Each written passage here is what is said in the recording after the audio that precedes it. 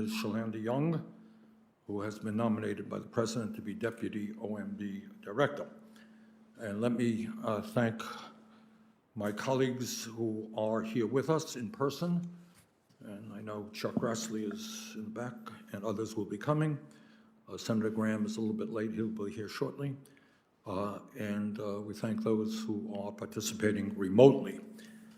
We are here today to consider the nomination of Shalanda Young to become the next Deputy Director of the Office of Management and Budget. As we all know, the OMB is responsible for preparing the President's budget, reviewing federal regulations, and providing the proper oversight of federal agencies. It is a very important task. For the past 14 years, Ms. Young has served as a top staffer on the House Appropriations Committee and has done an excellent job in working with Democrats and Republicans on legislation that must be passed each and every year that impacts the lives of tens of millions of years. And we thank her very much for her years of public service. Today in America, it is no great secret that we are living through one of the most difficult periods in the modern history of our country. We have a terrible crisis through the pandemic where we have lost 500,000 Americans, and we are also living through a terrible economic downturn. The real unemployment rate in America today is over 11%. Over 23 million Americans are either unemployed, underemployed, or have given up looking for work. More than half of the workers in our country today, unbelievably, in the richest country on earth, are living paycheck to paycheck. It means your car breaks down, your kid gets sick, you're facing a terrible financial emergency. We have the highest rate of childhood poverty of nearly any major country on earth, and we hope, by the way, to address that through the American Recovery Act that we will be discussing this week on the floor of the Senate. And in the midst of all that, we have a massive level of income and wealth inequality, which this committee actually will be discussing in the near future. The COVID-19 pandemic is still raging across the country and is responsible for taking the lives of some 514,000 Americans.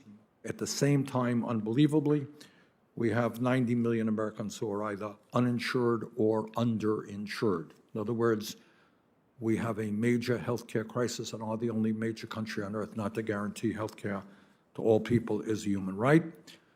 We have in the midst of all of this, not just an American, but a global climate crisis that threatens the well-being of the planet. We have an affordable housing crisis when millions of people are paying half of their limited incomes on rent. 500,000 people are sleeping out on the streets.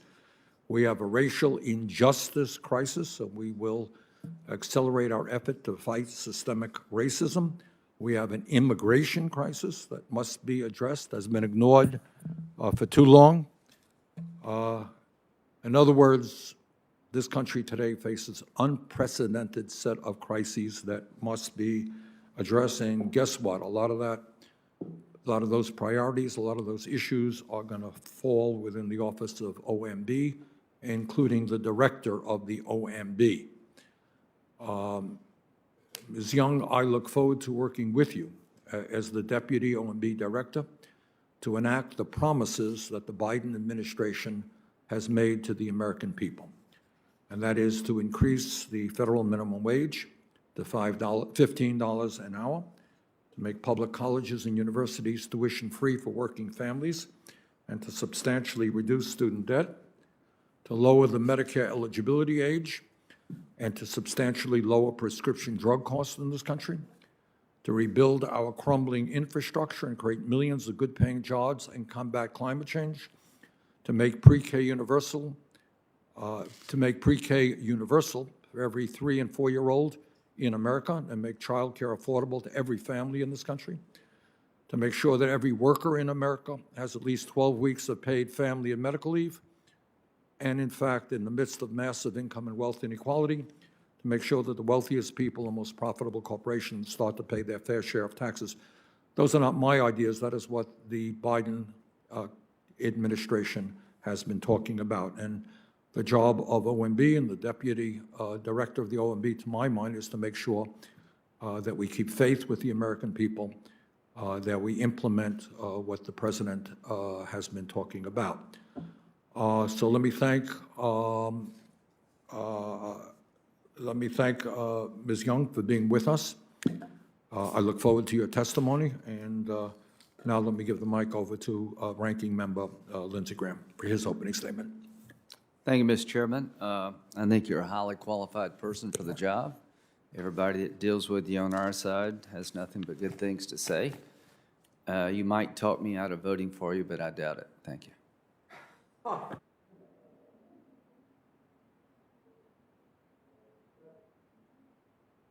Thank you, Mr. Graham, for that cogent and brief remark. Okay.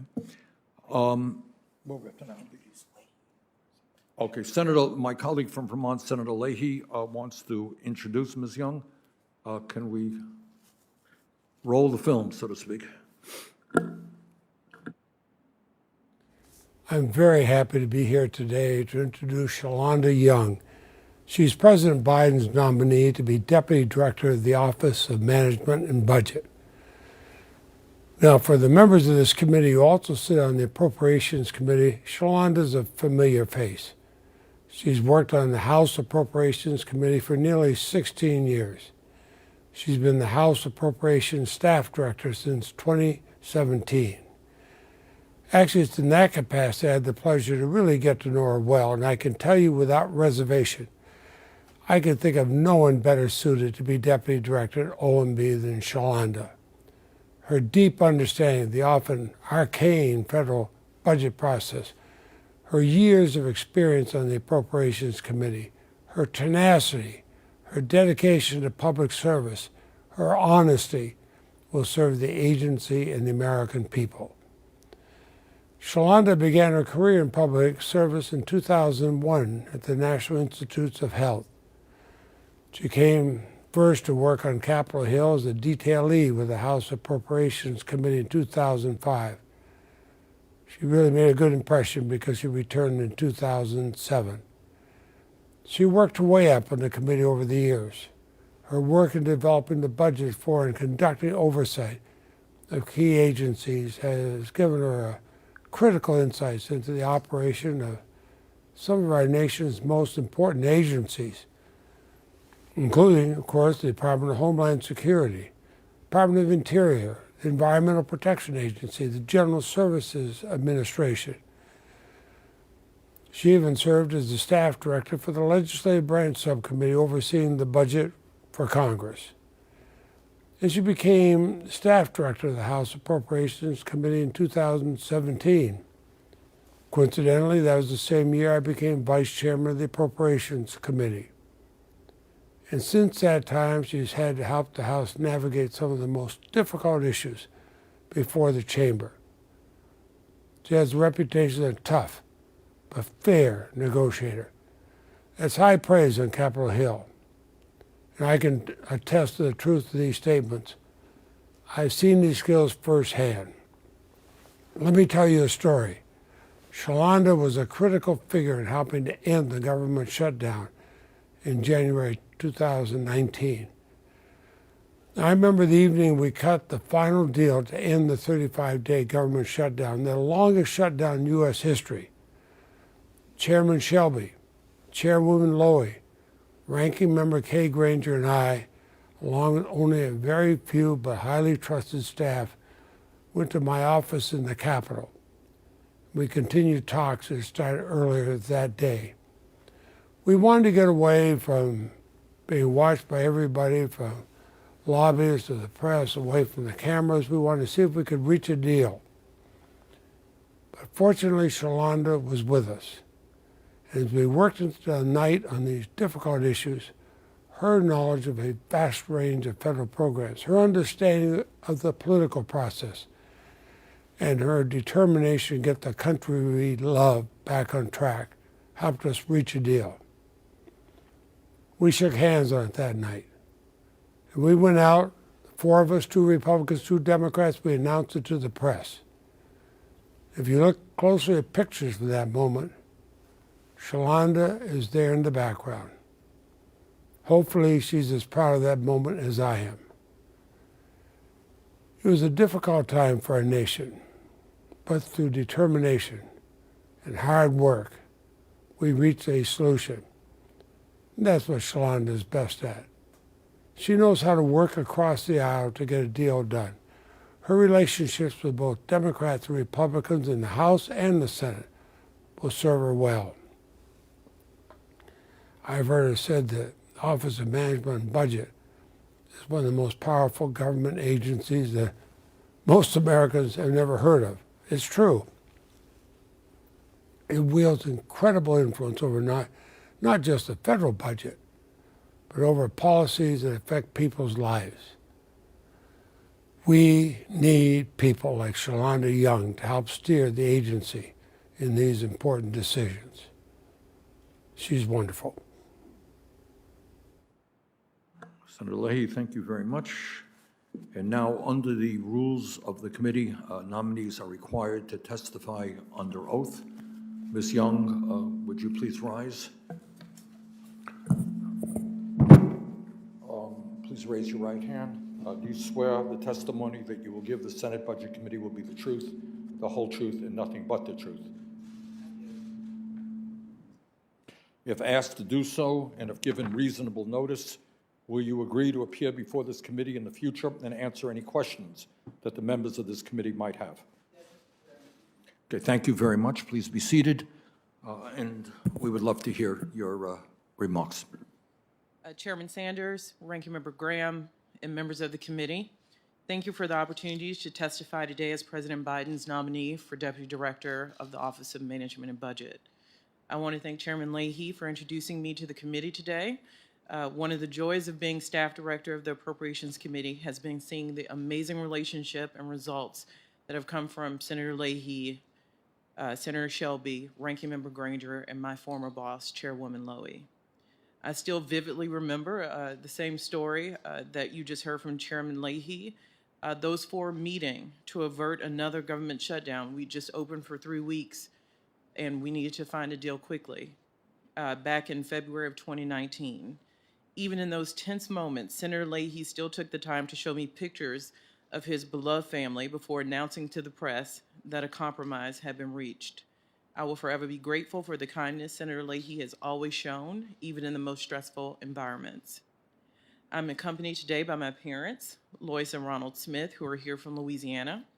My 92-year-old grandmother, who is still in Louisiana, could not make it due to COVID precautions. I want to thank them and my extended family for their unwavering support over the years.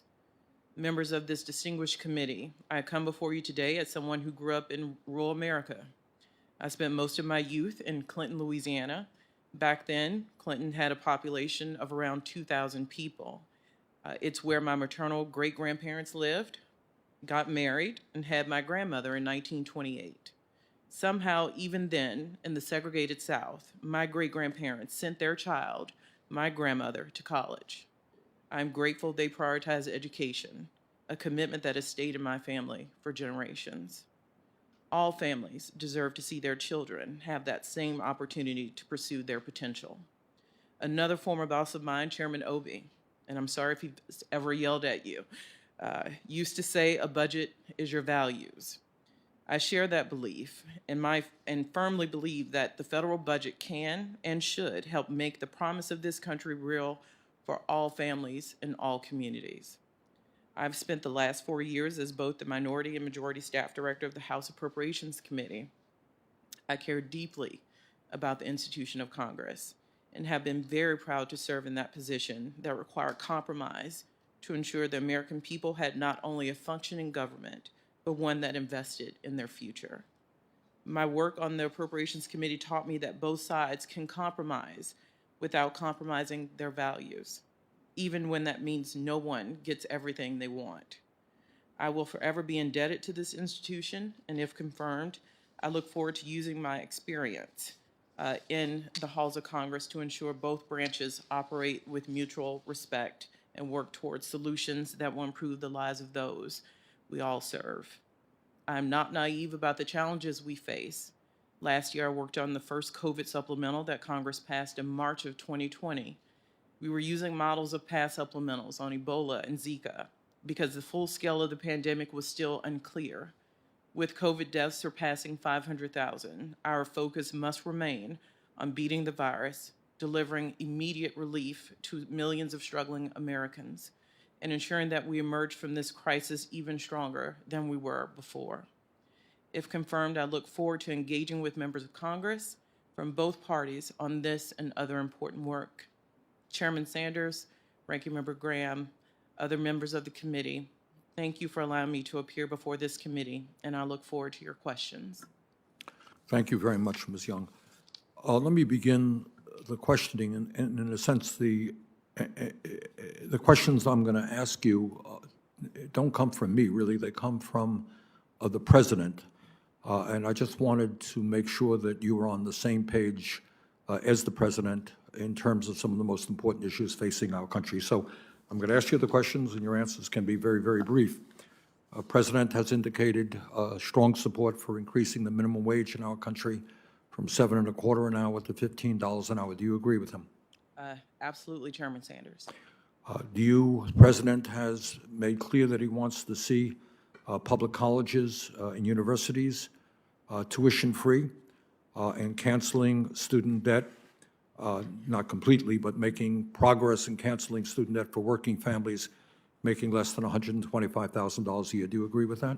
Yes, Senator Sanders. The President has indicated that he wants to lower the eligibility age for Medicare from 65 to 60 and expand Medicare coverage to include hearing, vision, and dental care. Is that something you support? Yes, Senator Sanders. Good. The President has indicated that he wants to see Medicare begin negotiating prices with the pharmaceutical industry to lower the outrageously high cost of prescription drugs in America. Is that something you support? Yes, Mr. Chairman. The President has indicated that he supports guaranteeing 12 weeks of paid family and medical leave. Is that something you support? Absolutely. Okay. The President has indicated that he supports providing universal pre-K education to every 3- and 4-year-old in the country and making child care more affordable for working families. Is that something you're comfortable with? I've seen it work in my own family. Yes, sir. Okay. President has indicated, and we'll be discussing more of that in the next several months, creating millions of good-paying jobs by investing at least $2 trillion to combat climate change and transform our energy system away from fossil fuels into renewable energy. Is that something you're comfortable with? Yes, sir. President has indicated that he supports creating millions of additional good-paying jobs by rebuilding our crumbling infrastructure, our roads, bridges, sidewalks, schools, water systems, wastewater plants, et cetera. Is that something that you're comfortable with? Yes, sir, and I've worked on it a lot of my appropriations career. Okay. Those are my questions, Ms. Young. Thank you very much. Senator Graham. Thank you. What's the price tag of all that? Senator Graham, as you know, a lot of these do have high price tags. Well, just within $1 trillion or so, what is it? It's some very important, You know I'm going to vote for you, but I get it. It's expensive. But I just want to like people back home to know, okay, all that sounds good, but I mean, what does it cost? It sounds good, but I think you have to talk about the details. So when we talk about the global cost of things. Is it fair to say you can't give me a price tag today, but you'll work on it and give me one later? I will work on it. And give me one Also, later? There are some details. I think there are some bipartisan nuggets in those infrastructure packages and others. I'm sure we'll get the opportunity to work on together. Are you worried about a run on our border, southern border, if we keep changing the policies of immigration? You can imagine I've spent a lot of time on this the last 4 years and spent some time down in Southern California and Texas. Yeah. You visit one part of the border, you've not visited another part. It's all very different, the topography. So yeah, I believe. Well, that let's just talk about policy. Yep. Not forget about topography here. The Remain in Mexico policy of the Trump administration required people seeking asylum in the United States to stay in Mexico until their court date. Do you think that was a beneficial change? I think there were some side effects that were not, I think, of us as a country, including lack of access to counsel. Frankly, that if you're interested. Well, we're talking about waiting there until your court date. I mean, there's 1.5 million, over 1 million person backlog in the asylum system. Are you concerned that if we go back to the old policy of allowing people to be processed in the United States, released in the United States for a court date years in the future, most don't show up, that will entice more people to come here to seek asylum? Senator Graham, I think the speed in which our immigration system works is a bipartisan one. No one wants an asylum system that takes years and years and years. I think one of the unfortunate side effects of Remain in Mexico is you do take Do away. you support changing that policy, eliminating it? Yeah, I do think we need to, and I think as the administration is doing, taking a pause and Okay. looking to make sure we have an immigration Th- system there- that works. They're expecting to be 13,000 unaccompanied minors to hit our border in May. Why do you think the increase? You know, I have not seen the figures you are using. I think border, as you are well known as someone who has reached across the aisle for solutions. The only way we're going to find any solutions in immigration is a bipartisan Yeah, one. So yeah, I'm concerned, but I do think there are solutions. Well, to let be me found. just, again, you're highly qualified for the job, and I'm going to vote for you, but, Senator Sanders gave sort of a laundry list of things that you need to support that the Biden administration is proposing. Maybe we can find common ground, maybe we can't. But I've worked on about every gang bill there is around here for immigration, and what I see is a retreat on policies that worked. I was in Arizona a couple of weeks ago, and this year versus last year, there's been almost 100% increase in people coming to our border. So for us to get immigration right, we're going to have to turn off the magnets that draw people here and try to replace illegal immigration with legal immigration. Do you support more work visas, legal work visas for the American economy? Senator Graham, there are several work visa programs I'm no expert on, but I do know there are reforms in the work in the halls of Congress. There are some that need more reform than others. So yes, I do think the visa programs are necessary, but I do support congressional work on necessary reforms where they're needed. And I know a lot of that work is ongoing. Do you think you're ready to be director if that job was offered to you? Senator Graham, thank you for the question. I'm here nominated as Deputy Director. I hope after today you find me qualified for that position, and I look forward to hopefully winning your support. Well, you'll get my support, maybe for both jobs, who knows? Thanks. Thank you. Thank you, Senator Graham. Now we're going to hear from Senator Murray via video. Mr. Chairman, thank you very much. And before I begin, I do want to reiterate my support for Neera Tanden's nomination to be OMB Director. I've known and worked closely with Neera for many years. So whether you agree with her on every issue or not, you cannot question her passion, her knowledge, her engagement on the issues so critical to families in our communities. I believe Ms. Tanden would excel as OMB Director. I hope the committee and really the full Senate will swiftly move to advance her nomination. Today, I am very pleased we have the opportunity to speak today with Shalanda Young, who I believe is an excellent choice for this role. Ms. Young will bring a wealth of experience to the job. She has a deep understanding of the federal budget and the appropriations process and the know-how of working with agencies and members of Congress to make progress on a range of critical issues. As our country faces multiple crises, the role of OMB is critical to addressing these challenges head-on, from navigating the current public health crisis to stabilizing our economy, to confronting the climate crisis, to addressing the rampant inequality throughout our society. So, Ms. Young, my question for you today is, how do you see this administration prioritizing investments to tackle those crises, and what is the economic case for strong and decisive actions to meet this moment? Thank you, Senator Murray, and it's Good to see you. I've certainly been a fan from the other side of the Appropriations Committee in the House. I think you all will be busy working on the first order of business this week. If we do not take full steps to crush the virus, the economics of it are going to come home tenfold. President Biden has certainly talked about the next step being the need to invest in infrastructure.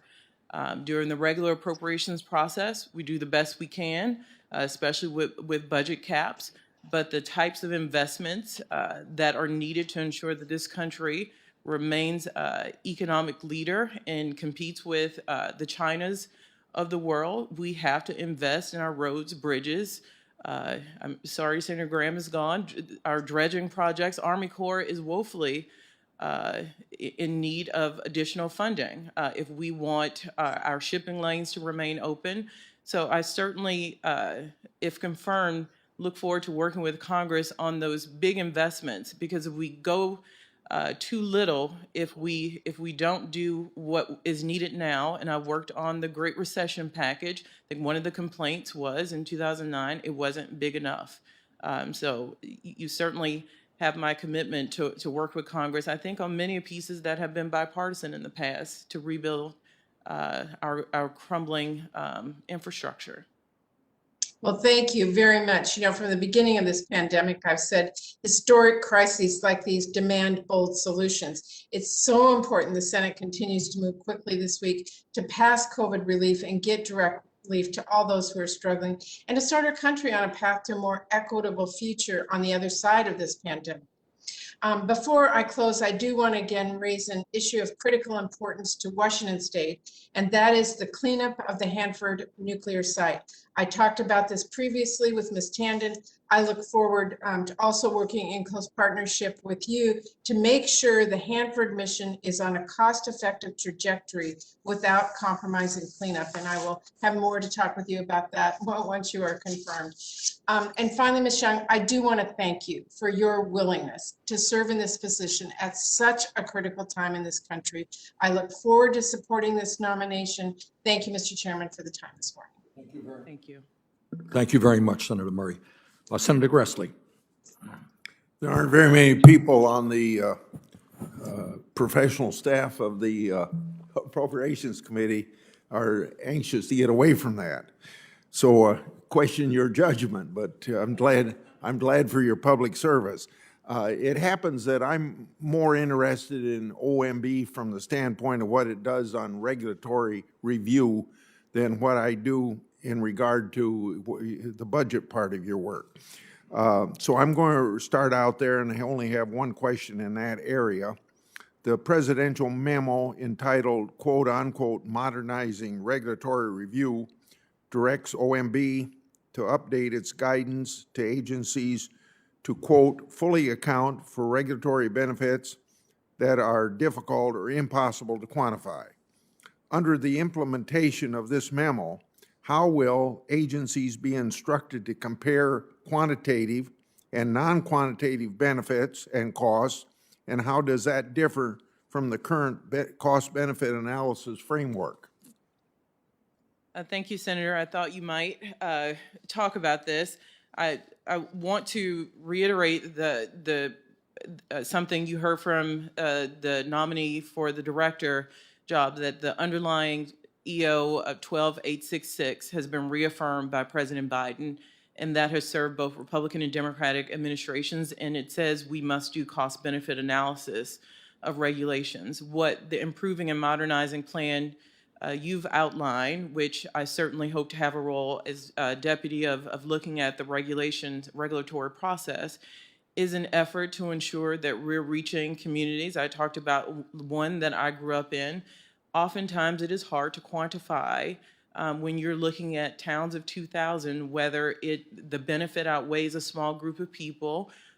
There might be high costs, but that does not mean we should not be doing something to make those rural lives, the lives of people who might be from minority racial backgrounds, those people living with disabilities. Those things may not come out well in a regular cost-benefit analysis, but I think we can all agree that we need to ensure that those amongst us who need the most help, we find a way. And I think that that memo that you talked about is tasking us with finding a way to make sure we don't leave certain Americans behind. Okay, thank you.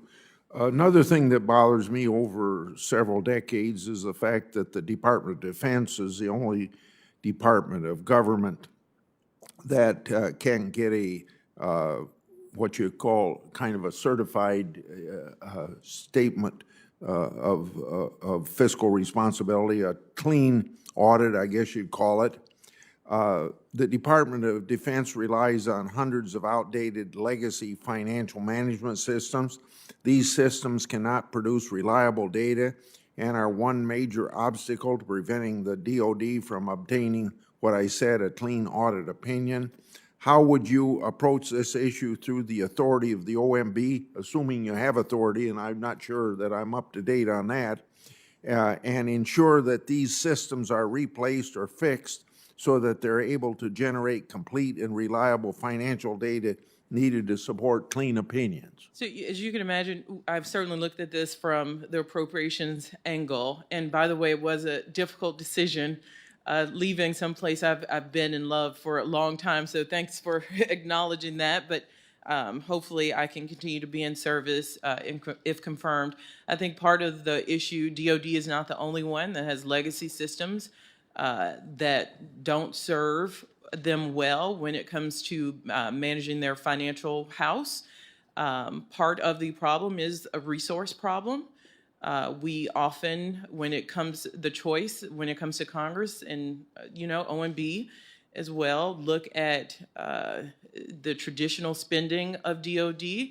So do you need a new submarine or do you need a IT system? Well, we probably need both, but it tends to not be the jazziest thing that it can be sold in the halls of Congress. So you certainly have my commitment to work with you, and I certainly will work with the Pentagon, because this is, I think, the least we owe the American people, to ensure that we can show that these agencies have clean financial audits. Okay, I've only got 8 seconds left. For decades, tax regulation generally skipped the review process other agencies had to follow in submitting significant regulations to the Office of Information and Regulatory Affairs at OMB for review. This changed in 2018 when the Treasury Department and OMB entered into an agreement to subject significant tax regulations to ORA review. Do you expect the Biden administration to maintain that agreement? Senator, I expect we'll use this improving and modernizing memo to review, and that will be one of the things that I would love to work with your staff on this issue and make sure we're getting your concerns as we're looking at this review process. Thank you, Mr. Chairman. Thank you, Senator. Senator Wyden. Thank you very much, Mr. Chairman, and for holding this important hearing. I just want to touch for a quick moment on the matter of Neera Tanden's nomination, because I think colleagues should know that she is very much interested in two bipartisan priorities of a number of members. For example, Senator Grassley and I put together a bill to stop pharmaceutical price gouging. And we basically said if these companies are selling things like, insulin, and they're jacking up the prices again and again and again, which they have, they basically have to make rebates if they ever raise prices above inflation. Bipartisan support. We also support the effort that Chairman Sanders is talking about here today, which is Medicare negotiating the cost of prescription drugs. So these are bipartisan issues. Same has been true in terms of rural America. I asked Ms. Tanden about a matter that I pursued with Senator Crapo and Senator Risch, trying to help the rural communities get off the roller coaster with respect to their payments, and we continue to try to strengthen the Secure Rural Schools program. So Ms. Tanden, as members consider her nomination on prescription drugs and on the question of jobs for rural America, has a bipartisan track record. I'd also like to say that I am very much looking forward to supporting Ms. Young for this crucial position as well. And I want to ask her about just a couple of quick questions. I think we all know that millions of Americans are unemployed right now. Unemployment insurance expires March 14th. And dollar for dollar, there really aren't multipliers out there like helping people who are laid off through no fault of their own, because those funds that they get are used for making rent and buying groceries and paying for medicine and kids, shoes. And there's been a major limitation, is that politicians can set an arbitrary end date for the coverage that folks and communities need to stay afloat. I've recently proposed, again, with the support of Chairman Sanders and a number of other colleagues in the Senate, to basically tie this assistance to economic conditions on the ground, and that unemployment and relief checks should basically be part of a stabilizer kind of system, so that we don't get into another situation like we had in the last big recession, where we simply had gone too small. We ought to put these programs on an approach tied to economic conditions on the ground and what is called an automatic stabilizer. And I'm very pleased to be working on this with Chairman Sanders and a number of colleagues. Ms. Young, we've been impressed by the fact that President Biden is very interested in this idea. Should you be confirmed for this position, tell us a little bit about your thoughts, and we'd very much like to have a ringing endorsement today as well. Senator White, thank you for the question.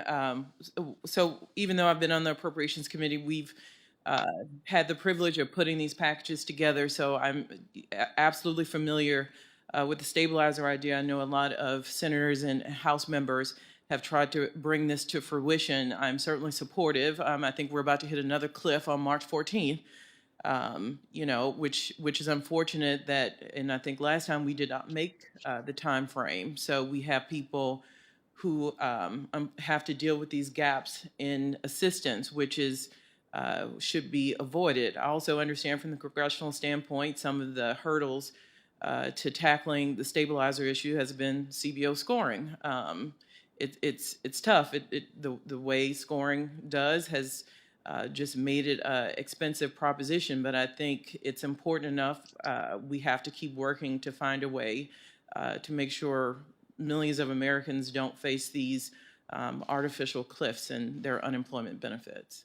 Well, thank you, Ms. Young. I've got one other question, but what you're really touching on is the heart of what we want to do. We want to empower communities, and we want to empower folks who've been laid off through no fault of their own to be in a position to get on with their lives. Let's empower them rather than politicians, who are the ones who, in effect, if they can set an arbitrary date, they're the ones who use those dates for leverage. We ought to be empowering people. Let me ask you about one last issue very quickly that's important to tribes in my state. OMB currently faces a decision on the poorly made recommendations of the Public Buildings Reform Board to close National Archives and records in Seattle, Washington. This decision affects Oregonians, including our Klamath tribes, who rely on their access to important historical records.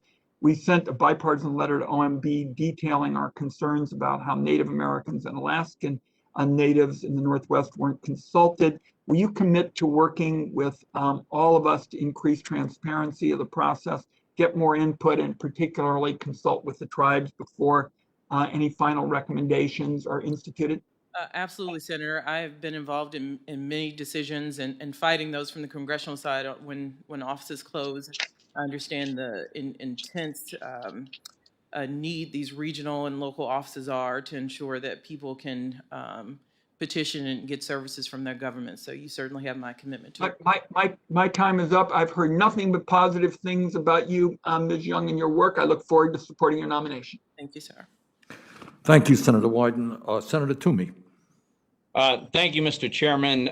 Ms. Young, welcome to the committee. And I know that this is not your decision, but I do have to express just how deeply disappointed I am that President Biden and our Democratic colleagues have decided to undertake a purely partisan process to pass a bill with so much content that has absolutely nothing to do with COVID or an economic recovery. And that despite the fact that last year Congress passed five overwhelmingly bipartisan bills in response to the pandemic and the economic disaster that we faced. Those bills added up to almost $4 trillion. Each one of them got over 90 votes. The last bill, which was the second largest economic relief bill in American history, was signed just about 8 weeks ago. Hundreds of billions of dollars are still unspent.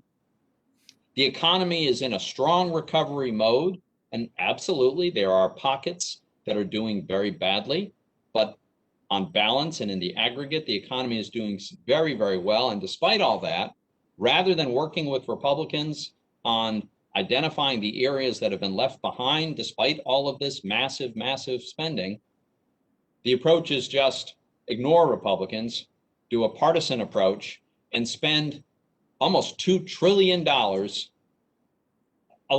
vast majority of which has nothing to do with COVID or the economic circumstances we're in. Even liberal Democrat economic advisors are warning. Larry Summers has famously said about this bill that it brings on some big risks. The result could be inflationary pressures of a kind we haven't seen in a generation. So I really am very, very disappointed that this is the path that we're on. I want to just be clear about some of the specifics as I understand them from the House passed bill that has arrived at the Senate. Can you confirm that a family of four with an income of $150,000 last year that had no income decline, no income interruption whatsoever as a result of the pandemic and the lockdowns, that already received $5,800 in addition to all the ordinary six-figure income, that under this bill, they'll get another $5,600 from taxpayers. Is that accurate? Senator Toomey, I do believe the House bill is very similar to the bipartisan ones you mentioned earlier, so yes. Yeah, so this is breathtaking for most Americans, that affluent families with no interruption whatsoever in their income, having already gotten $5,800 from taxpayers, now they're going to get yet another $5,600. It's as if money grows on trees, and the federal government should be in the business of sending affluent people checks, maybe periodically, maybe regularly. There's just no rational basis for this. Let me ask you this. In 2020, we now know that according to the Bureau of Economic Analysis, that's a part of the Commerce Department, the aggregate revenue collected by state and local governments hit an all-time record high. There are a lot of reasons for it, but that's the fact. All-time record high in 2020. And that's separate and apart. That's revenue that they collected. That's separate from the $500 billion that we sent to state and local governments over the course of last year under a variety of bills. Now we're told that the House bill and the Biden proposal is to send yet another $350 billion. Isn't it actually quite likely that a number of states are simply just, with all of this cash being thrown at them, they're going to cut taxes at the state level? Don't you think that's a reasonably likely outcome? Senator, you talked about President Biden's bipartisanship. He continues to outreach to governors on both sides of the aisle who continue to say that they are in need. It's not just a revenue loss fund, but also one in which we expect those states and locals to continue to provide necessary services as people depend on their local units of government. I understand, but if you're collecting an all-time record level of revenue, probably you can provide the services that you ordinarily provide. And if in addition to an all-time record amount of revenue, you got $500 billion from the federal government, seems like there's lots of money to go around. Last question. I wonder, do you think there's any downside whatsoever, any reason at all, any concerns about systematically paying people more not to work than they make working? Designing an unemployment system whereby a very substantial percentage of workers will get paid more to sit at home than they get paid to go to their work. Is this how we should demonstrate our commitment to the dignity of work? That was a phrase I was going to use.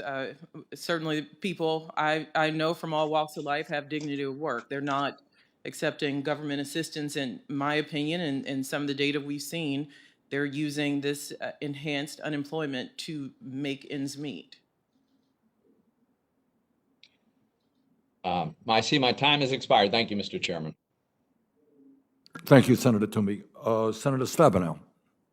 Thank you very much, Mr. Chairman. First, Ms. Young, congratulations on your nomination. I've heard nothing but extremely positive things, both from Democrats and Republicans. Look forward to working with you if you are confirmed, which hopefully will happen. I also strongly support Neera Tanden. I think the two of you would be really an excellent pair, and I'm hopeful that we will have both of you. I do want to say to my friend who just spoke that when we talk about bipartisanship, certainly last year in the CARES Act, we had a bipartisan bill. We moved on some things, but then we got to, I think it was May, and the Senate Republican leader said he thought no more needed to be done at that point, that things were okay and we didn't need to act. It took from May until December to pass additional support for American families and to address the pandemic and issues around trying to get children back to school safely. We don't have that much time now. We just don't have time to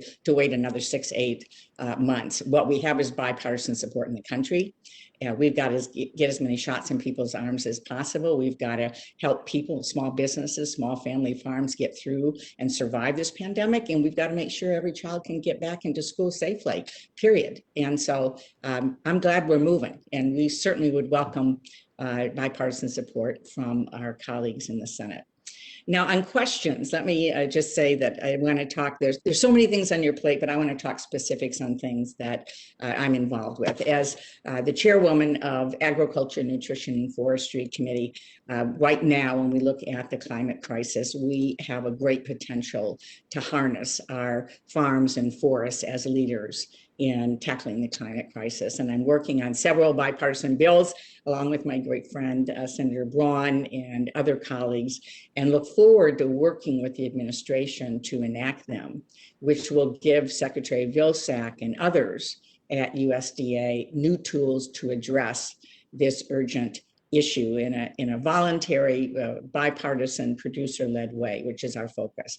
So if confirmed, will you commit to working with us to prioritize climate-smart agriculture and forestry investments in the president's upcoming budgets and through other actions at the Department of Agriculture and elsewhere? You have my absolute commitment to work with you on those very important issues. Great. Let me talk about something else that is certainly the forefront in the pandemic, and that is the mental health of millions and millions and millions of Americans. We have traditionally historically underfunded behavioral health system in this country. The good news is that we're making progress. My friend, Senator Roy Blunt, and I have been leading efforts strongly supported on both sides of the aisle that to improve quality care through the creation of new certified community behavioral health clinics. These clinics, among other things, require high quality standards, 24-hour, 7-day-a-week crisis services, outpatient mental health care, substance abuse care, and working with emergency rooms, law enforcement, and veterans groups, which is very important. So when we look at this, we're actually saving money as well as doing something very effective. The last HHS budget found that these services led to a 63% decrease in emergency department visits for behavioral health, 60% reduction in time spent in jail, which is why this is so strongly supported by sheriffs and police chiefs and so on, and a 41% decrease in homelessness. The challenge for us is quantifying that in terms of the budget. So do you believe, first of all, we should be covering these services and healthcare above the neck as well as below the neck? And could you talk about the role of OMB in quantifying some of the downstream savings from increased access to behavioral healthcare? And can we count on you to focus on those issues in the upcoming budgets. You absolutely can, and I'm very proud of the behavioral and mental health funding in the current COVID package. It's much needed. It's an area, again, where I think the regular appropriations process, it would have loved to have done more, but we've certainly been living under budget caps for the last 10 years. So COVID has exacerbated these problems. It's appropriate that it be in this package, and I'm glad to see that it is. Senator, you certainly have my commitment to helping quantify the benefits of this funding and working to ensure we have adequate funding and do better by those line items. Thank you so much, Mr. Chairman. I think probably my time is up. I will just follow up with Ms. Young about another passionate, important topic, which is making sure that we are supporting all the efforts to protect our Great Lakes. So thank you very much. I look forward to supporting your confirmation. Thank you very much, Senator Stockman. Senator Kennedy. Thank you, Mr. Chairman. Ms. Young, how are you? Good, sir. How are you? I'm okay. I want to ask you about the proclivity of the federal government to persist in paying dead people. You probably read about it, but last spring, when we sent out our first batch of coronavirus relief checks, we paid out $1.4 billion to deceased Americans. And we don't get this money back. And of course, in many instances, the checks are cashed, which obviously is indicative of fraud. We have passed legislation, and let me back up. We're not sure how much we pay out in checks to dead people every year, but it's a lot. It's in the billions and billions and billions of dollars. And there's a lot of fraud involved. The Congress passed legislation to try to fix this problem. I won't bore you with the details, but because of the politics, we had to put in a provision that the legislation wouldn't really take effect for 3 years. So we basically had to agree, because of the politics, that we would continue to pay dead people for 3 more years. Can you do something about that when you're running OMB? Senator Kennedy, one, I think you have pursued this. I know it's very important. You've pursued it in the financial services construct of the Appropriations Committee, so I'm very familiar with your work here and your consistent drumbeat. I think part of this is the government systems. We talked about this earlier with the different senators, is we have to do better with our IT systems. That is definitely part of the problem. I will certainly commit to working, just like I did previously, in improving these systems so that no one wants fraud, waste, and abuse in important government programs. It does a disservice to those who really need government services. It puts a target on their back. So I think there is a bipartisan commitment to make sure we do what we can. Can I interrupt you, Ms. Young? Yes, because, sir. Look, I've watched you and I've followed your career, and you're a very smart person, and I think you can fix this. And to me, it's very simple. We meaning the federal government, gets data every year, every month, every day from the states about who died. It's not perfect data, but we get it. And it goes into a database at the federal government. And but the group in charge of maintaining that database doesn't really share it with other agencies. It's complicated. It's needlessly complicated. And I think that you're a very smart person. I think that if you said, look, you call the White House, speak to the president and say, Mr. President, this is low-hanging fruit. We really need to stop paying dead people. It's embarrassing. And and Congress has acted on it, but because of the politics, it had to delay the implementation of the bill for 3 years. Can't we, Mr. President, issue some sort of executive order and stop paying dead people? I mean, don't we owe that at least to the taxpayers? And I know it's complicated, and but it's needlessly complicated. It's very simple. We have the data. It may not be perfect, but it's better than nothing. But we continue to send out the checks. And I think you're gonna be running OMB. I think you can stop it. Well, Senator, I have full confidence in you. thank you for that full confidence. I appreciate that. If I'm confirmed as deputy, you certainly have my commitment to work with you on this. You've raised some. Well, you could be. You may be more than deputy. You may be the sheriff. I don't expect you to comment on that. Thank you, sir. Help me do something about this. I know you can do it.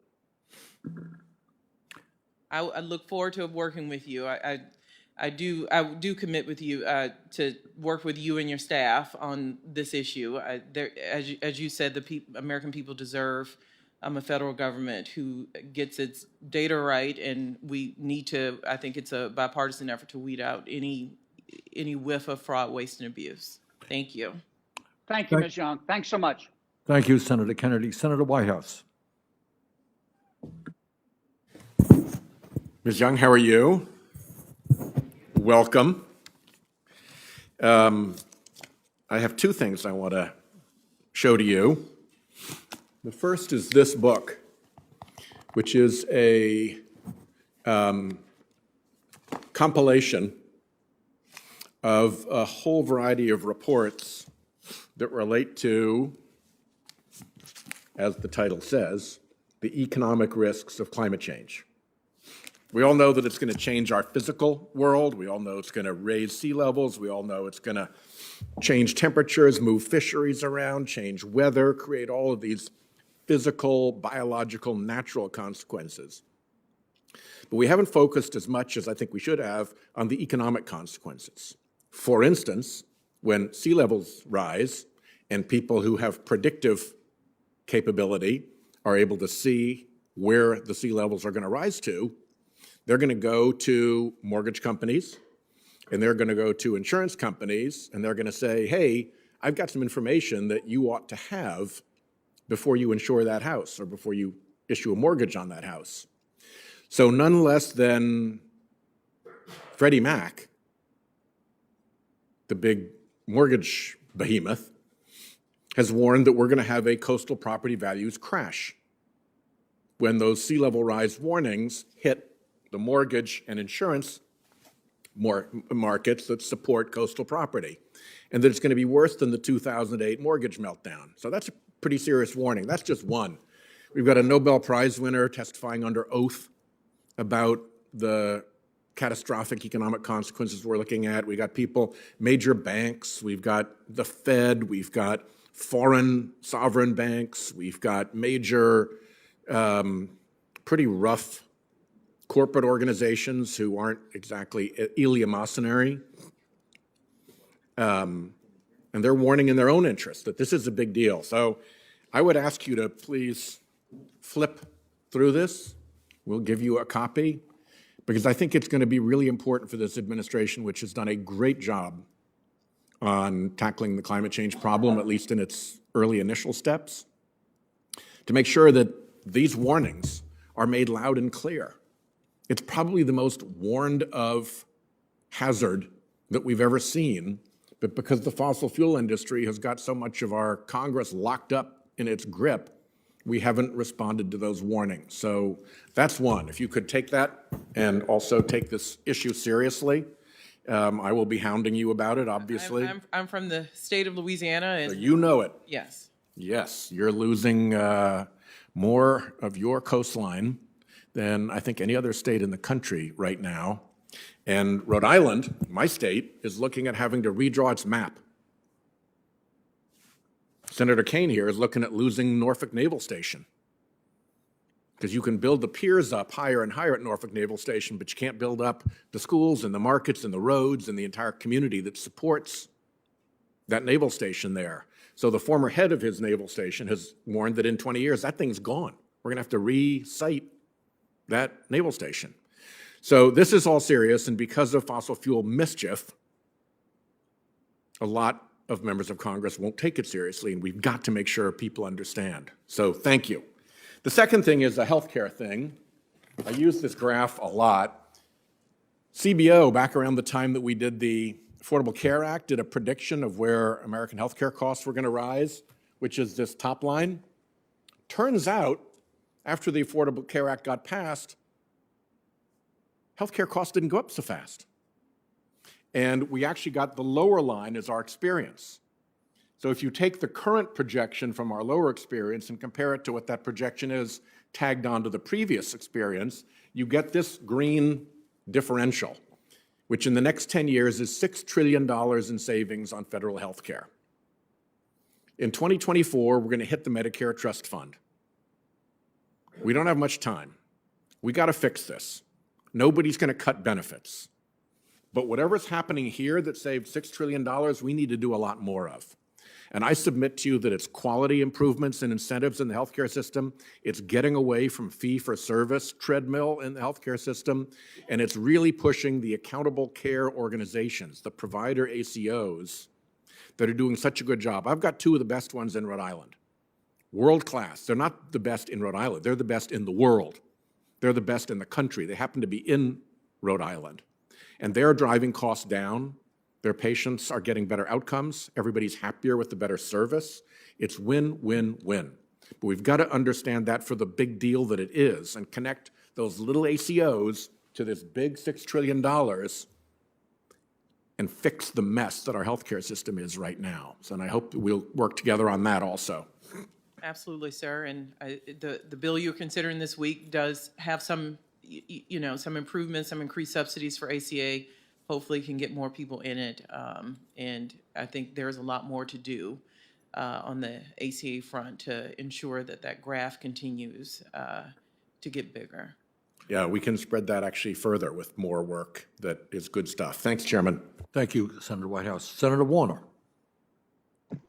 Thank you, Mr. Chairman. And Ms. Young, it's good to see you, if at least virtually. And I think you've been very impressive in your answers. I do want to say, though, that I know some of my colleagues on the Republican side have made a decision about Neera Tanden. I hope some will still reconsider. I look forward to supporting you, Ms. Young, but my hope is still that at least initially I'll be supporting you for Deputy Director. I want to get to three quick questions. One, Virginia is home to about 170,000 federal workers. They have been under enormous assault under the Trump administration as they've tried to, the previous administration tried to politicize the workforce. I saw, particularly from my role on the Intel committee, what's happened to our Intel workforce. And while I was heartened by the Biden administration's initial actions to repeal the Schedule F executive order that Trump tried to put in the waning days of administration, from bargaining rights to pay to just general morale, the federal workforce has been hurting. Later on top of that, obviously all the additional constraints with COVID.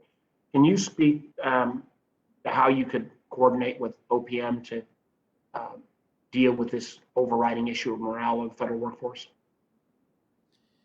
Senator, I pause because I started my career as a civil servant at NIH. I understand the increased, how much more this country is benefited by having a motivated federal workforce who shows up every day, does over and beyond. They could be in private industry, a lot of them making more than they do in their government service. So it's not about a job for the federal workers that I've known and worked with. It's about service. So that is one of the things I hope, if confirmed as deputy director, certainly within OMB, is to empower and bring a lot of that back to the career staff. I think that is I know that is a goal of mine. I hope to leave during my time of service is to let them know that we appreciate their service. We trust that they are good stewards of federal policy, and you certainly have my commitment to, and some will need congressional fixes, congressional partners to work with you to make sure that our federal workers are getting the benefits necessary. Often in these budget deals that come up, one of the main losers are federal workers. We tend to cut their retirement. We tend to do things that don't, I think, do a lot for morale. So you certainly have my commitment to work with you to bring back, I think, some of the things that have eroded over the last few years.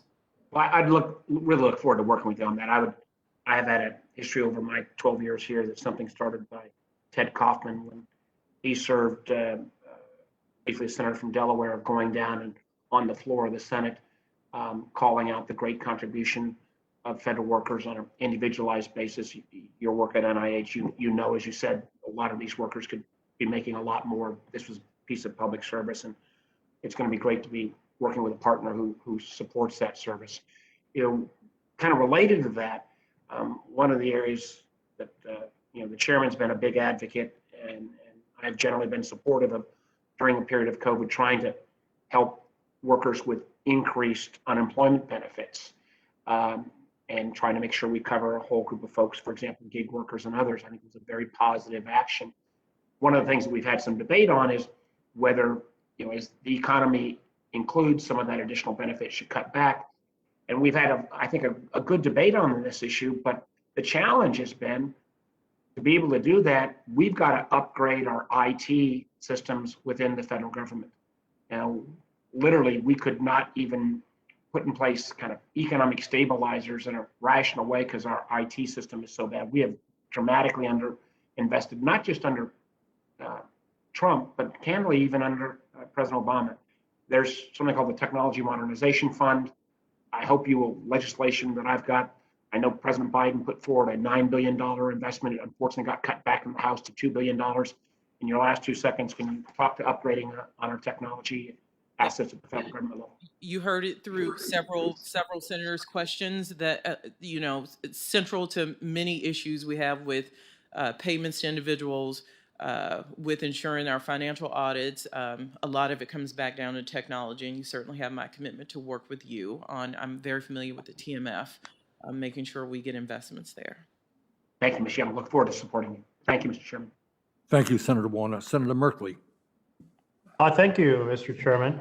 And Ms. Young, I just want to jump right into questions since we don't have a lot of time.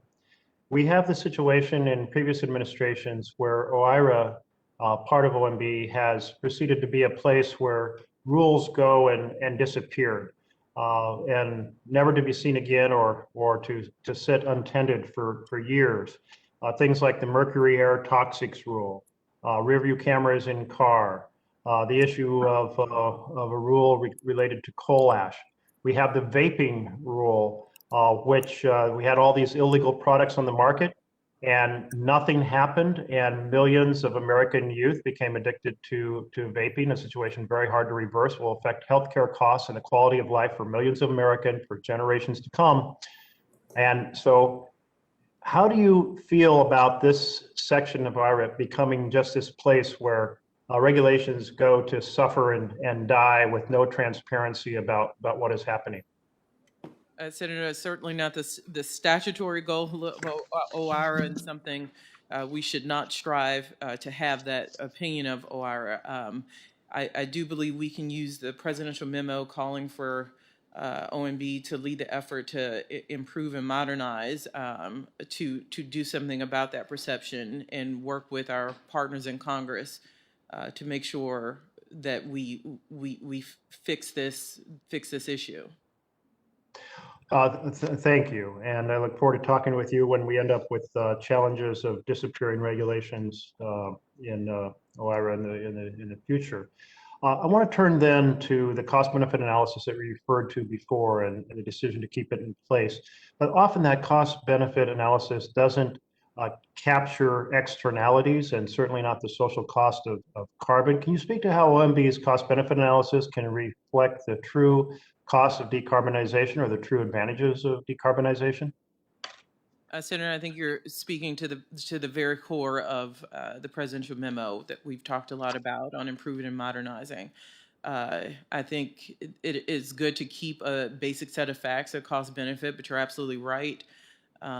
You see in carbon, and actually not just carbon and greenhouse gases, you see it in regulations that have to do with servicing people who might be from rural America or living with disabilities, that often looking just at costs and benefits is not enough to understand the full impact. If our goal is to improve the lives of all Americans, I think we have to, even if it's difficult, find a way to quantify these things, because as you mentioned, and as Senator Whitehouse has mentioned, climate change is an economics issue as much as anything. So does that mean that the OMB cost-benefit analysis will now incorporate the social cost of carbon? I think, Senator, you've seen administrative action. I'm not there yet, but if confirmed, I'm happy to get back to you on the details. I cannot speak about every single action that's occurred since I'm not there, but my understanding on the social cost of greenhouse gases, which carbon being one part of that, there are working groups that have reformed, that have been done away with in order to help quantify that cost. Thank you, Ms. Young. And President Biden, in a related issue, has committed to directing 40% of green federal investments towards environmental justice communities, necessitating a sort of equity screen and recognizing that low-income communities are often hit particularly hard by environmental effects. But that has to be tracked. Do you see OMB as having a role in tracking and targeting those investments to address that 40% goal? OMB will be a part of that process, as stated in the President's executive order on climate change. There's a specific section dealing exclusively with environmental justice, and it lays out the members of the council that will deal with those issues, and OMB will be a part of that. Thank you. And finally, how do you envision OMB working to drive solutions to the student debt crisis in our country? I have to imagine OMB will be central to offering ideas, legislative solutions. I do know that it will take a partner in Congress to ensure we deal with that issue. You don't normally like breakups, but one of my best breakups has been with Navient myself 3 years ago. It is crushing the student loan debt, and I'm one of the lucky ones. I'm sorry, I missed that. That's your own personal loan that you were struggling with? It was one of the best breakups I've ever had, was to pay the last payment to Navient. And again, that was after 22 years after I started college, and I'm one of the lucky ones.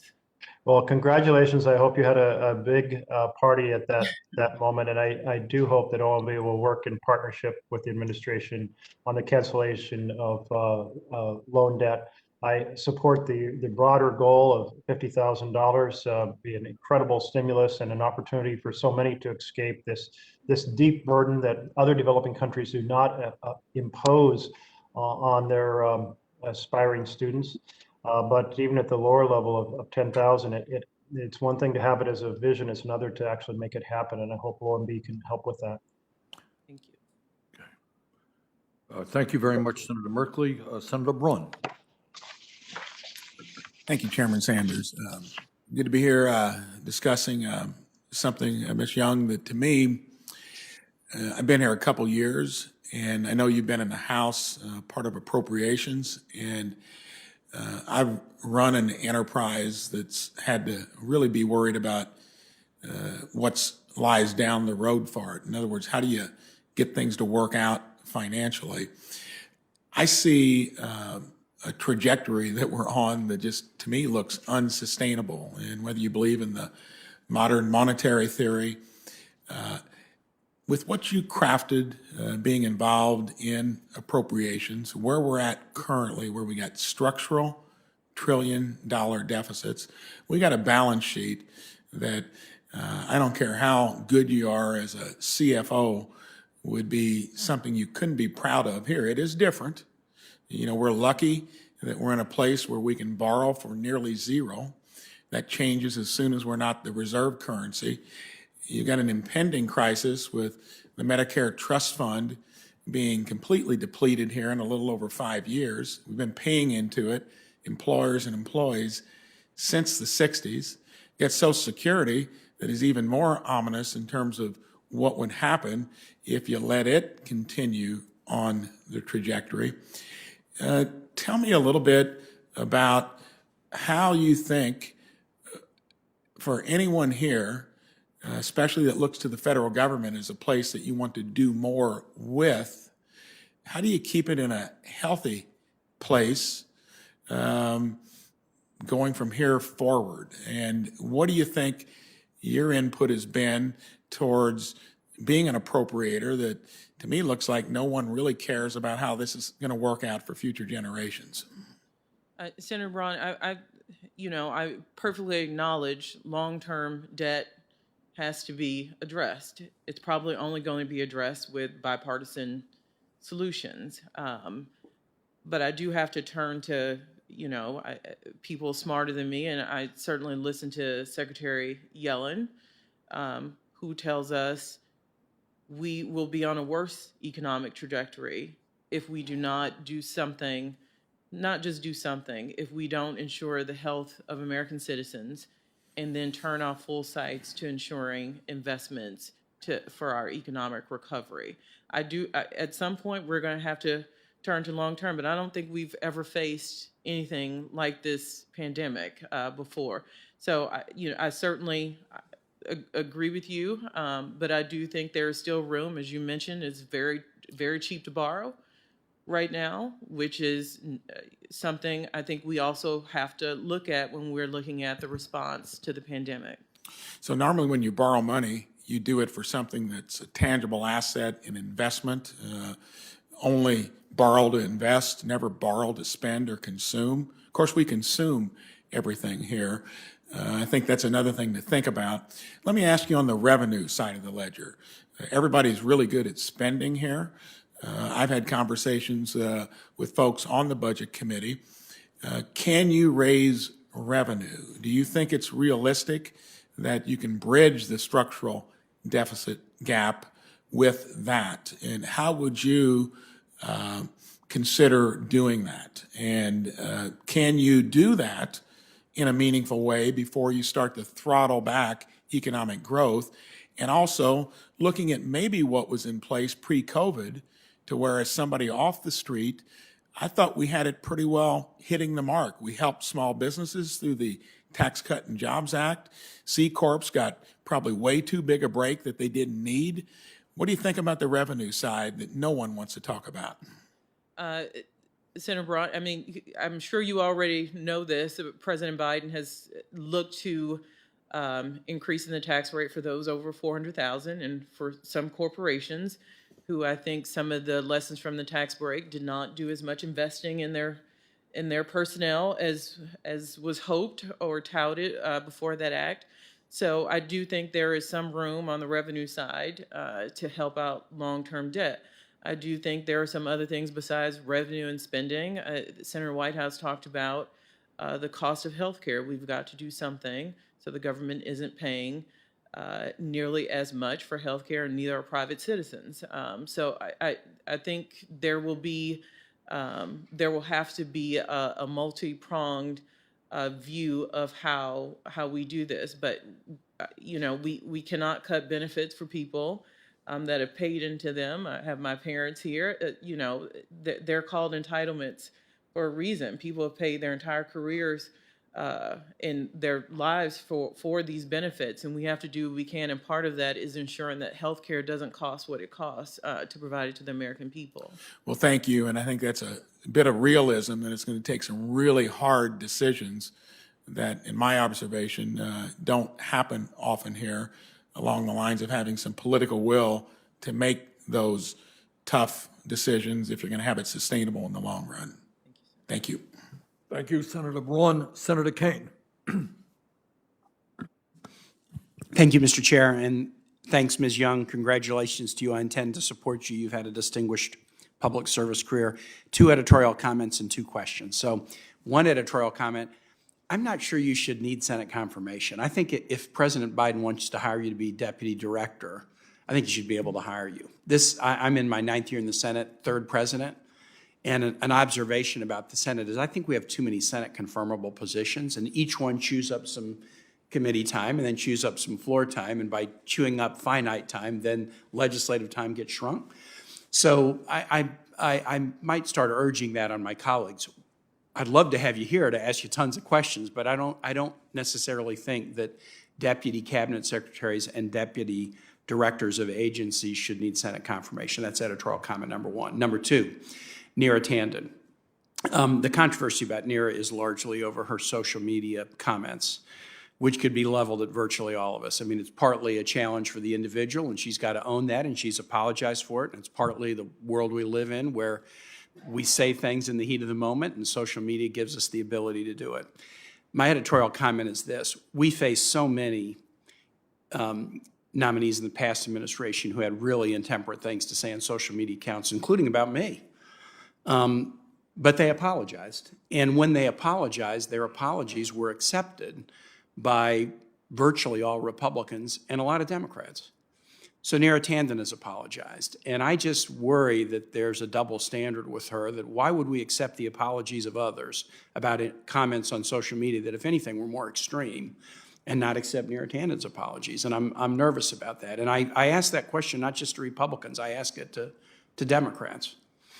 2 questions. Senator Kane, I know you were speaking, but I have not had the chance to weigh in on this question. I certainly think before this committee, you saw Neera Tanden apologize profusely about the tweets. I think what you also saw is an expansive knowledge of various policy areas. And certainly I've gotten to know Neera over the last few weeks. We didn't have much interaction before then, and I do think we both bring some skill sets in different areas where we make a great team if both of us were confirmed. So thank you for those comments, and I hope if you listen to her time before this committee and his GAC, she really did lay out her vast policy experience. I completely agree with you. Now, on to the 2 questions. One of the things about your nomination that makes me the happiest is that you have 14 years experience working in the Article 1 branch. The OMB in the previous administration treated us like we were an annoyance on a good day or an enemy on a bad day, and there were more bad days than good days. And they particularly treated those in the minority party, Democrats in that administration, as the enemy. But I'm not sure they were that good to the majority party either. So, for example, with issues like congressional requests for information, you'll take an oath, should you be confirmed, to the Constitution of the United States, not to a president. Can I have your assurance, and you've already been asked this by Senator Sanders, but I want to have your assurance on this. Will you treat, as somebody who has sat on the congressional side of this dais, will you treat requests from senators on this committee, be they Democratic or Republican, with respect and try to be as responsive as you can, as promptly as you can? I can't answer that more emphatically. Yes, and you're absolutely right. I've heard from Republican members as well who not only could not get information, but would see their things important to them go to OMB to never be seen again. And if you have a problem, or anybody in OMB, with committee members just like pestering you so you can't do your work, you can take that to the chairman, and the chairman can be an enforcer and tell us to knock it off. But reasonable requests should be dealt with in a prompt fashion, whether they're made by Republicans or Democrats. I'm glad to hear you agree with that, and I knew you would. Second question. So I came into the Senate in January of 2013. Sequestration and budget caps went into effect in late February. We had a 2-week government shutdown in October. We've had endless CRs. We had a month-long shutdown of a portion of the U.S. government in late 18 and 2019. I have an opinion about how I would grade the federal budget process since I've been here. If I was to ask you to grade the federal budget process, what grade would you give it? Wow, that's a tough one on the process. Well, not the process. How about our actual, not the process is in the statute book. Okay. Grade our performance. Get away from the process, Grade our which is often performance. ugly. When we finish, I'll give it an A because we got there. And I think there's a lot of value in that. I'm just going to say I wouldn't give it an A, and I would love an acknowledgement that there should be some significant improvement. That's not going to affect my vote. There has to be improvement, Senator. I still find a lot of intrinsic value in working through an annual process, and you and I talked about this as someone who loves this institution, and I've told you this personally. My concern would be if anything would keep Congress from doing that bare knuckle negotiation where you got to hold the executive branch accountable each year. So yes, it needs improvement, but I would hate to see anything that required less congressional action because of that. Thank you, and thank you, Mr. Chair. Thank you, Senator Kane. Senator Van Hollen. Thank you, Mr. Chairman and Ranking Member. And I was pleased with Neera Tanden's nomination to be Director of OMB, and I'm very pleased with yours to be the Deputy Director. Congratulations. And I want to pick up a little bit on the process, but especially part of the process that has been broken, at least over the last 4 years. And as the staff director of the House Appropriations Committee, you were deeply involved in addressing the illegal withholding of funds by OMB during the last administration. The most prominent case involved withholding security assistance for Ukraine. And I asked at the time that the GAO, the nonpartisan GAO, review that matter and determine whether the withholding violated the Impoundment Control Act, which, as you know, is the law that's supposed to prevent the executive branch, regardless of party, from unilaterally refusing to spend funds that are provided in laws passed by the Congress. GAO looked at it and confirmed that the Trump administration violated that law. As a member of this committee, the Budget Committee, we were able to put together bipartisan legislation that included a provision I proposed to strengthen the Impoundment Control Act and increase transparency for the apportionment process at OMB. We have not yet passed that legislation. I would like to get your commitment to work with us to strengthen the laws that protect the constitutional separation of powers and Congress's power of the purse. And having come from the Appropriations Committee, I hope you'll work with us to do that. Again, something near and dear to me, and you absolutely have my commitment to working on those. I know there are lots of efforts to strengthen the ICA. And I think also in my commitment to you, I also, commit to working with GAO, who are the arbiters in these things, and they found wrongdoing, and I think we should listen to them when they make those, I think, very thoughtful judgments. I appreciate that. Look, there's a process, and GAO has pointed out some things we can do to further strengthen that process. Obviously, the executive branch has a role in budget consideration, but as you know, once Congress has spoken, it is imperative that the administration, any administration, follow the law with respect to those decisions. I'd like to just briefly ask you about the issue of long-term unemployment, because we're all hopeful that as we beat this pandemic and with the passage, I hope, of the emergency bill that we expect to pass before the middle of this month, that the economy will begin to improve. And we hope to see steady improvement, more people going back to work. But I'm very worried about individuals who are long-term unemployed. We have over 4 million long-term unemployed Americans right now. These are individuals who've been out of work for more than 6 months looking for work. On top of that, we have over 7 million Americans who have essentially dropped out of the workforce. And the chairman of the Federal Reserve, Chairman Powell, in response to a question I asked him the other day, indicated that we're going to have to be very intentional about policies to help the long-term unemployed. Even before the pandemic, when the economy was working better, we had over 1 million Americans who are long-term unemployed. I don't expect you to commit to any details, but just would you agree that the issue of long-term unemployment is one that we have to address with intentionality, meaning we can't just expect that as the economy improves, that the long-term unemployed will automatically find work, because we know that hasn't been true in the past. And Senator Van Hollen, thank you for bringing this up. I think one of the goals of government is to ensure that those who are easily left behind, that we ensure that they're not. So I look forward to working with you on this. I appreciate it. These are individuals who want to work. They're out there looking for a job, and really through no fault of their own, unable to find it. And it hurts them. And of course, it hurts the larger community when we're not able to take advantage of their skills in growing the economy. So thank you. And Mr. Chairman, thank you. Thank you very much, Senator Van Hollen. Senator Padilla.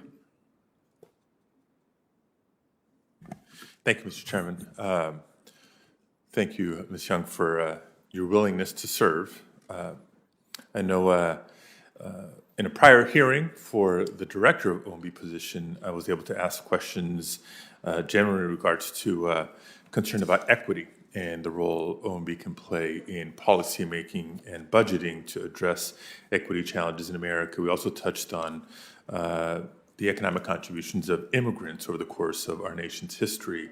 And earlier in this hearing, you've heard a lot of questions about a number of issues, from climate to COVID response and everything in between. So I say all that because I want to raise a couple of issues that are unique, important not just to California, my home state, but the nation as a whole. So let me jump into it. The first of the two is housing and homelessness.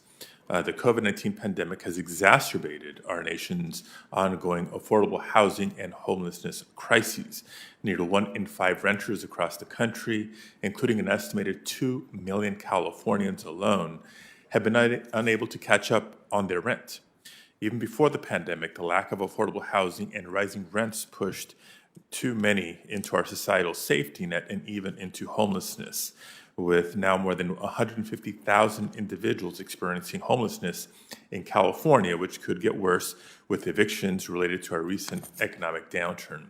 So as we look to build back better, will you commit to ensuring that the President's budget requests seek significant increases for critical housing programs such as Community Development Block Grant Program, the Home Investment Partnership Program, Homelessness Assistance Grants, and expanded Section 8 vouchers? And I welcome any other recommendations or suggestions you have in this regard. Senator, I certainly do commit. I'm not there yet, so I haven't been involved in the budget development, but those are programs I've supported during my time as staff director of the Appropriations Committee. So I certainly will look to work with you to make sure that there is adequate funding in not just the annual programs, but I do believe there's still work to be done as we recover from COVID and possible other legislation. Great. Thank you for that. Look forward to following up with you in the weeks, months, and years ahead.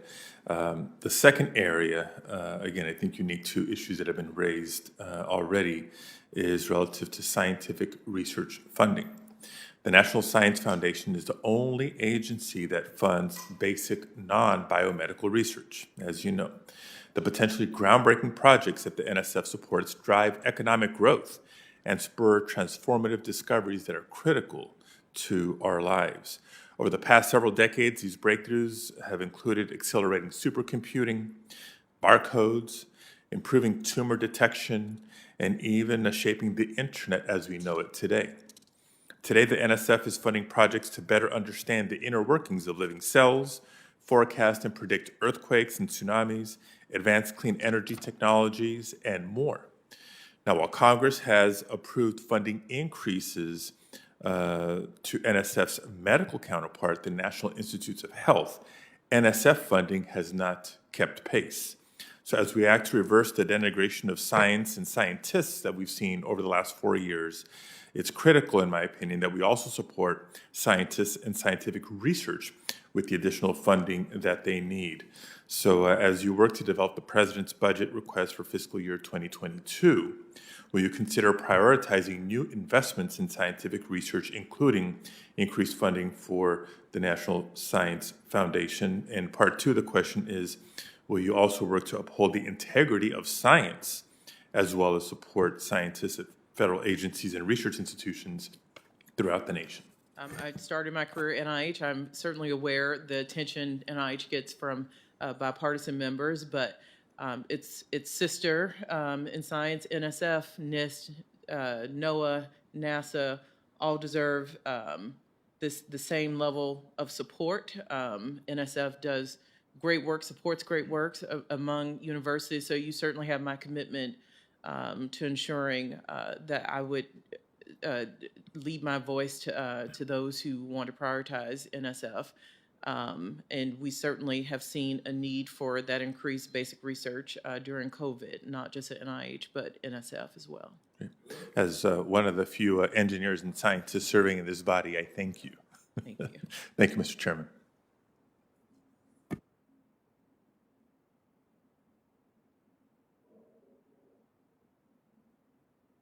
Thank you very much.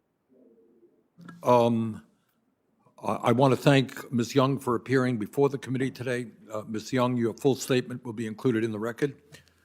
As information for all senators, questions for the record are due by 12 noon tomorrow, with signed hard copies delivered to the committee clerk in Dirksen 624. Email copies will also be accepted due to our current conditions. Under our rules, Ms. Young will have 7 days from receipt of our questions to respond with answers.